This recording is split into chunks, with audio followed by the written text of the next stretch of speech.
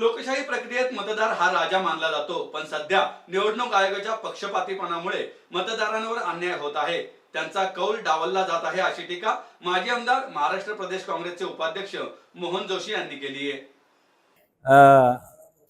आज 25 जानेवारी मतदार दिन म्हणून आपण साजरा करतो. भारतीय निवडणूक आयोगाला त्यांच्या 75व्या वाढदिवसाच्या निमित्ताने मी मनापासून शुभेच्छा देतो. निवडणूक आयोग हे अशाच पद्धतीने अनेक वर्षानुवर्ष वाढदिवस साजरे करावेत, ही भारतीय लोकशाहीवरचा विश्वास असणारा एक राजकीय पक्षाचा कार्यकर्ता म्हणून आमच्या सर्वांची प्रामाणिक इच्छा आहे. परंतु आज महाराष्ट्रातल्या जनतेच्या वतीने आणि एक कार्यकर्ता म्हणून मनामध्ये खंत आहे की निवडणूक आयोग हे स्वतंत्र, पारदर्शक आणि स्वायत्त संस्था म्हणून भारतीय संविधानाने दिलेल्या नियमानुसार निवडणुका व्हायला पाहिजे, हे निवडणूक आयोगाचं कर्तव्य असताना महाराष्ट्रातल्या विधानसभेच्या 2024मध्ये झालेल्या निवडणुका, ह्या निवडणूक आयोगाने ज्या पद्धतीने राबवल्या आणि ज्या पद्धतीने महायुतीचं सरकार हे लोकांच्या मतावर नाही तर 5 महिन्यामध्ये 50 लाख मतदारांची बोगस झालेली नोंदणी या माध्यमातून निवडून आलेलं हे सरकार आहे.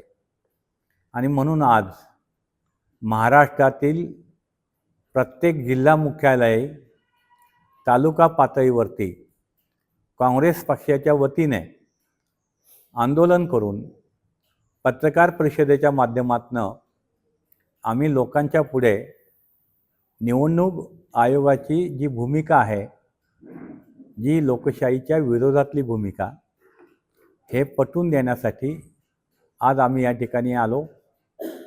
आज महाराष्ट्रामध्ये जर आपण पाहिलं की लोकसभेच्या निवडणुका झाल्या, लोकसभेच्या निवडणुकीमध्ये 31 महाविकास आघाडीचे खासदार निवडून आले 48 पैकी.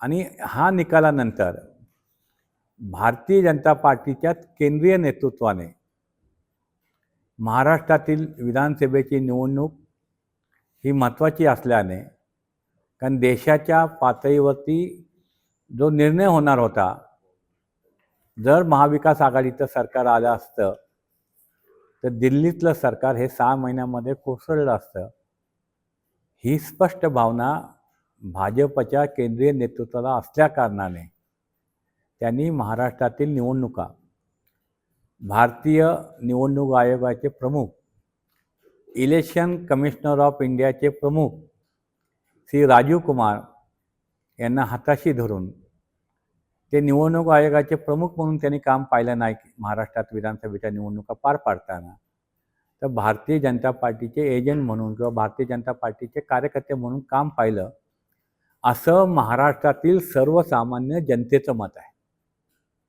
कारण मतदानानंतर ज्याला मतमोजणी झाली आणि हे सरकार आल्यानंतर प्रत्येक जिल्ह्यामध्ये, प्रत्येक विधानसभा क्षेत्रातील मतदान केलेला कार्यकर्ता असेल, मतदार असेल, त्याचं म्हणणं असं आहे की आम्ही केलेलं मतदान गेलं कुठं.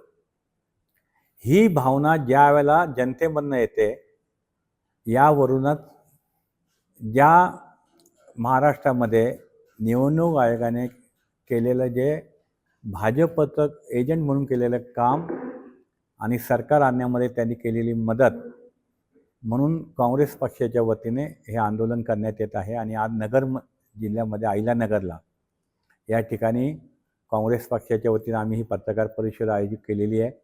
या ठिकाणी आमचे शहराध्यक्ष किरण काळेसाहेब असतील, आमचे ज्येष्ठ नेते घनश्याम शेलार साहेब असतील, आमचे सर्वच इथं शहरातले प्रमुख नेते सर्व आहेत. तर ही भूमिका आमची काँग्रेस पक्षाची आहे आणि ही मी आज आपल्यापुढे मांडलेली आहे.